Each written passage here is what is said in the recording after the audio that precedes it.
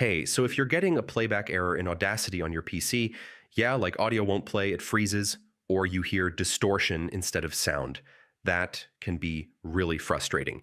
In this step-by-step guide, I'll show you how to fix it.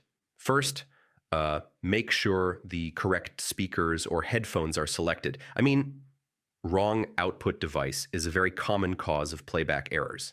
Next, yeah, check if your track is muted or the volume slider is too low inside Audacity. Now, open Windows Volume Mixer. Audacity might be muted at the system level without you noticing. Yeah, restart Audacity completely. Sometimes playback glitches are just temporary software bugs. Now, try changing the audio host to MME or Windows WASAPI. This often fixes playback engine issues. Yeah, close other audio apps. Another program can take control of your sound device. Now, outdated audio drivers can break playback. Updating them often restores normal sound.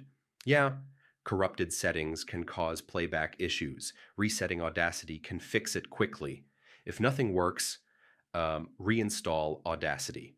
This resets the playback engine and fixes broken configuration files.